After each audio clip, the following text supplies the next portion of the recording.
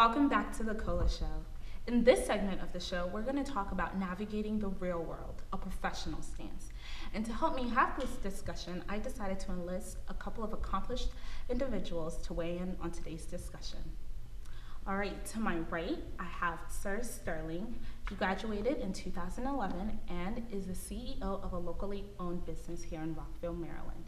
Next to him, we have Fadekesh. He graduated in 2014 and is a consultant at ICF International.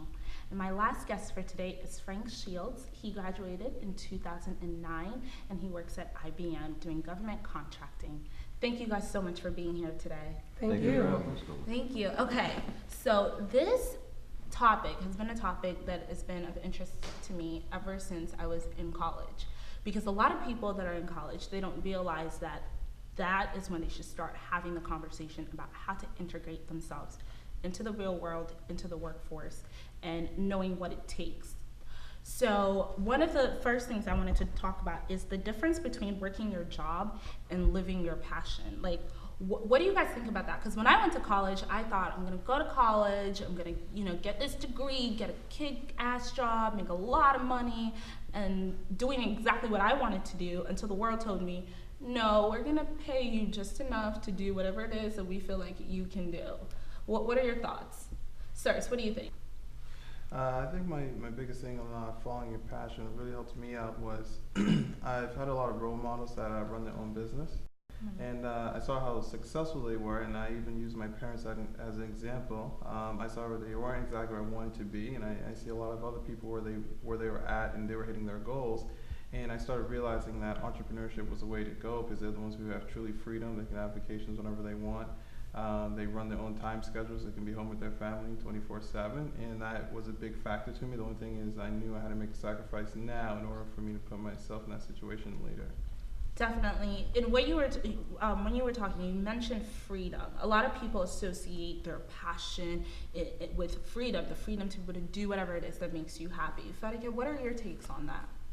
I think that when you can do whatever you want, you do have freedom. And I think that I've used my job as an avenue to other ventures that I want to do so that I can get this freedom. I think as a young person, you're sometimes boxed into different things. Like you don't have as much freedom to do what you want to do immediately when you get out of college. But I've used my job as an avenue to explore other opportunities, and I'm now an owner of an e-commerce business, and I was able to fund that through my job, and I feel like I have the freedom to do that because of my job.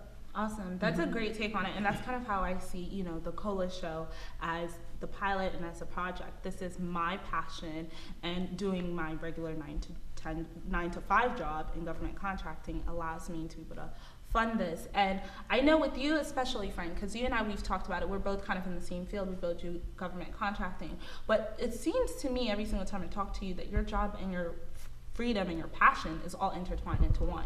Can you please speak a little bit more on that? Sure. There's a difference between living to work and working to live, and having that balance. People often say, if you do what you love, the money will follow. But sometimes you have to work because working and building that up can enable your passion so that you can go out and follow whatever it is that you truly have that passion for. When you combine the two of those, and that tends to meld together, it takes a lot of really strong mentorship to find a way to enjoy what you do and tie those two so that when you go to work in the day, you are following your passion and it is something that you're also getting paid for. Right. And I think I definitely do agree. I feel like, some people are very lucky that, what they do as their 9 to 5 is also their passion, if that's what you're, cut out for. And I don't mean to marginalize those people who feel like their freedom lies beyond the four walls of their office, because I think for some people that is definitely, it's a valid reason. And if you really do believe that strongly in your passion and in your dreams, then maybe perhaps going to the 9 to 5 isn't what you want to do right after college. But you should also realize that if you're doing your passion, people aren't going to invest in you if you don't invest in yourself. So meaning that if you're going right off out of college, I don't want to do that 9 to 5 contracting, consulting, being a CEO job, or I do want to be a CEO, but I'm working on my company, you might be working for a little bit and you might not have, you know, the money right away. But I always feel like if it's your passion, if you have passion, if you're enterprising, a person like that can never be poor. What are y'all's takes on that? I think you're absolutely right. I think the biggest thing now is like I think a lot of individuals in our situations, the biggest thing that they can do now is what a consultant told me is like pay now and play later, right? And I think individuals in their 20s need to pay and make a sacrifice now so they can enjoy life later on. And I think that's what a lot of people are not willing to do. And even for me myself as a CEO, I'm pretty much working like 24/7, whether it's reading books, whether it's working, whether it's like training or developing others, but I don't think the 9 to 5 is going to cut it anymore if you actually want to hit your goals and your dreams. Right. And it's actually really great that you said that, because that leads into my second question. You said something really interesting. You said pay now and play later. So do you think going after your money versus going after your dreams?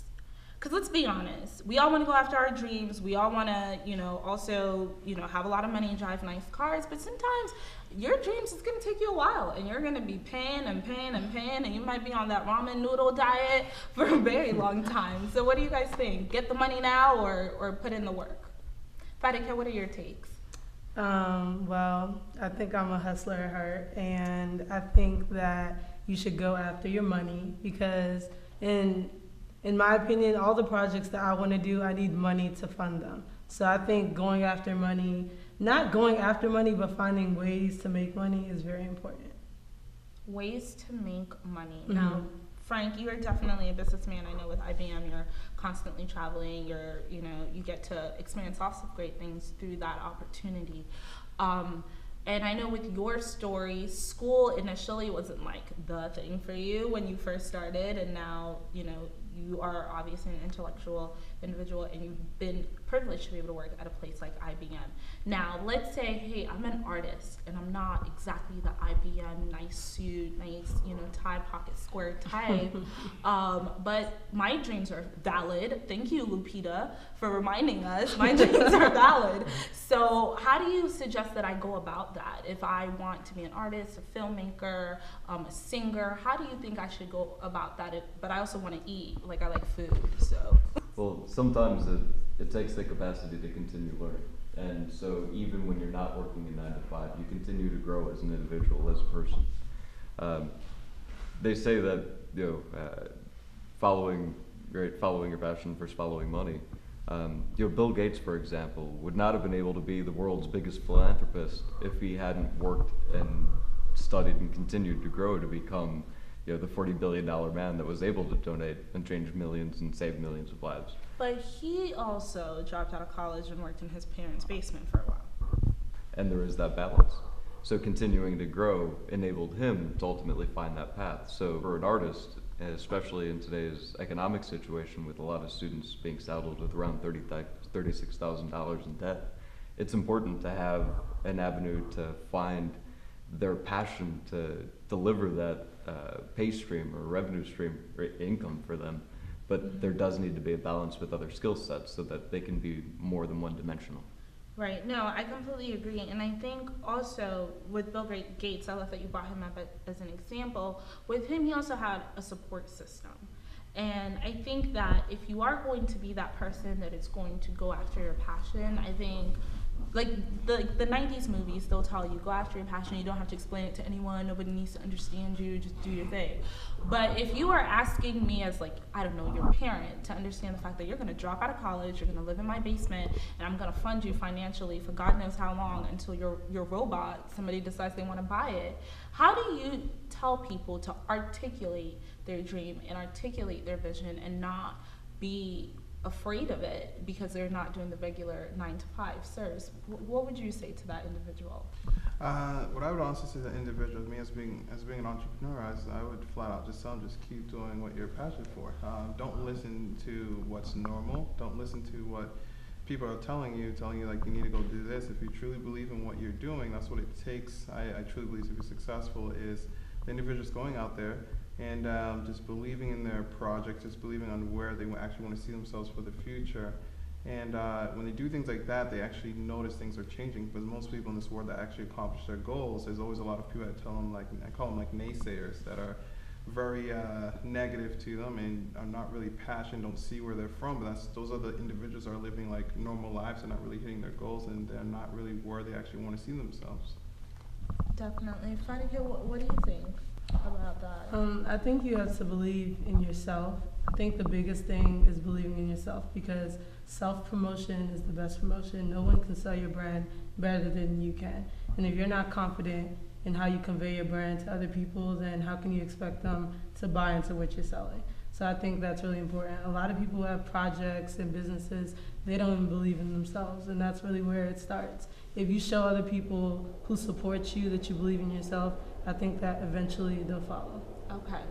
So, all right. So I want to take a break real quick and go back to, yes, we have explored the path of following our dreams. Now let's explore the sensible path, as my mom would say. Thank you so much for tuning into the Koa Show. I hope you've been entertained, informed, and or touched in some way. If you liked any part of what you've seen today and would like to see more content from us in the future, please click on the link below to show your support. Eleanor Roosevelt once said that the future belongs to those who see the beauty of their dreams. I believe in this dream, and with your help, it can become a reality. Thank you for your time, and don't forget to subscribe. And remember, only the brave get to live the life they love.